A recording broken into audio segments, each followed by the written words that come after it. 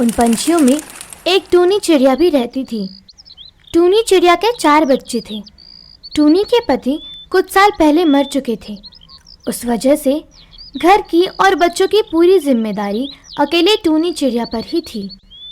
टूनी दिन भर घर के बाहर काम के लिए जाती थी और घर आते समय अपने बच्चों को खाना ले आती थी। एक दिन टूनी चिड़िया का एक बच्चा बड़ा बीमार पड़ गया। उसको तेज बुखार था, इसीलिए टूनी काम पर नहीं गई। अगले 8 दिन ऐसे ही गुजर गए। टूनी चिड़िया के घर का सारा खाना खत्म हुआ। माँ, मुझे बहुत भूख लगी है, खाना दो ना। अरे बेटा, 8 दिन हो गए मैं काम पे नहीं गई, तो अब घर का सारा खाना खत्म हो गया है और ये भूरी बच्ची का बुखार है कि कम होने का नाम ही नहीं ले रहा। इतने में बाहर जोर से बारिश होने लगी, जोरों से बिजलियां कड़कने लगी और टूनी चिड़िया का बच्चा भूख के मारे जोरों से रोने लगा। माँ, मुझे बहुत भूख लगी है, जल्दी दो ना खाना।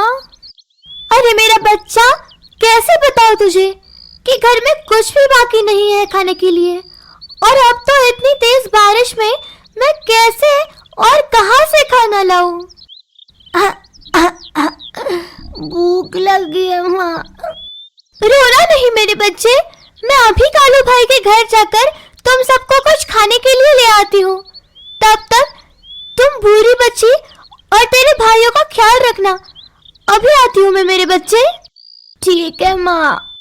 टूनी चिड़िया इतनी तेज बारिश में अपने छोटे छोटे बच्चों को घर में अकेला छोड़ के अपने पड़ोसी कालू कौवे के घर खाना मांगने गई। कालू भाई, अरे ओ कालू भाई, दरवाजा खोलो।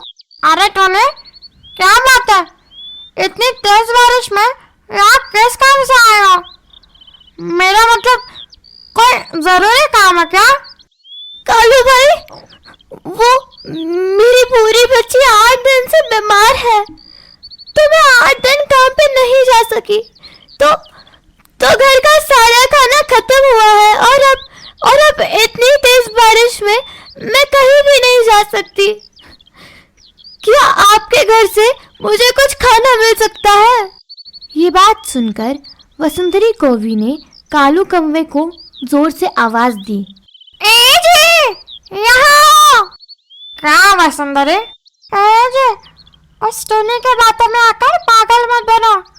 तुम्हें दिख नहीं रहा है क्या कि बाहर कितनी तेज बारिश हो रही है? और तो और अब ऐसा लग रहा है कि कुछ देर में ही बाढ़ भी आएगी, और अगर बाढ़ आई तो हमें एक्स्ट्रा खाने की जरूरत पड़ेगी। मेरी बात मानो, उस टूनी को कुछ भी मत दो, समझ गए? ठीक है। देखा टूनी, मैं तुझे जरूर खाना देता, पर सचमुच अब हमारे घर में भी कुछ नहीं बचा है, तो तुम किसी से पूछ लो। ठीक है कालू भाई। टूनी चिड़िया वहां से नाराज होकर इतनी तेज बारिश में थोड़े ही आगे किट्टू कबूतर के घर गई। किट्टी भाभी, ओह किट्टी भाभी, दरवाजा खोलिए ना। कौन है? अरे टूनी, तुम इतनी बारिश में, क्या बात है? जी वो किट्टी भाभी, मेरे घर का सारा खाना खत्म हुआ है। आपके घर कुछ खाने के लिए होगा तो प्लीज मेरे बच्चों के लिए कुछ दो ना। तुम देख तो रही हो ना कि बाहर कितनी बारिश हो रही है। शायद बाढ़ भी आएगी, और अगर बाढ़ आई तो हम कैसे तुझे खाना दे सकते हैं टूनी? तुम समझने की कोशिश करो। तुम किसी और के घर जाकर देखो। टूनी चिड़िया वहां से भी नाराज होकर आगे टुनमुन मौसी के घर जाती है। टुनमुन मौसी, दरवाजा खोलिए ना जरा। अरे टूनी, इतनी तेज बारिश में यहाँ क्यों आई है तू? जी टुनमुन मौसी, आपके घर कुछ खाना हो तो प्लीज मेरे बच्चों को दो ना।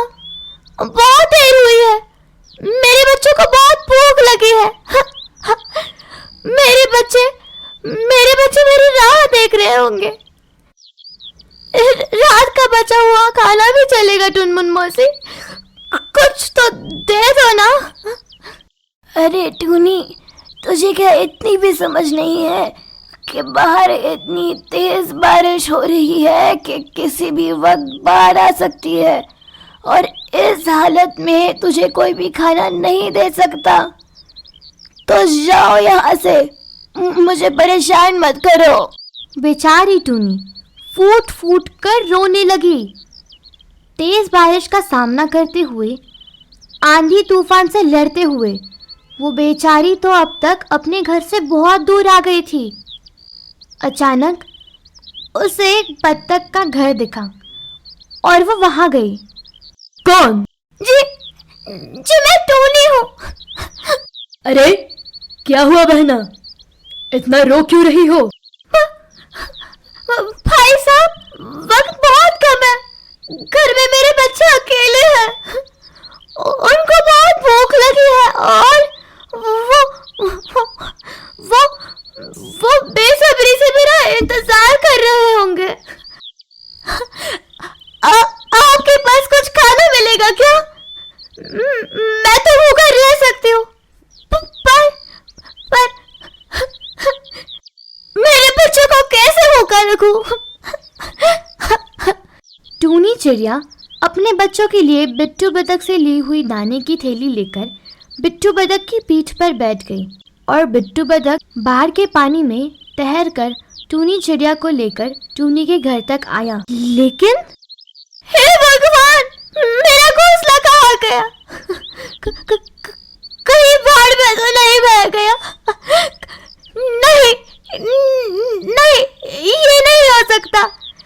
मेरे बच्चे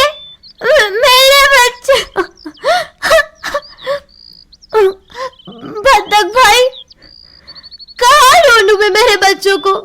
ऐसी बाढ़ में मेरे जिगर के टुकड़ों को भूख लगी थी और ये उनकी बेबस माँ खाना भी वक्त पर नहीं ला सकी। मेरी याद में मेरे जिगर के टुकड़े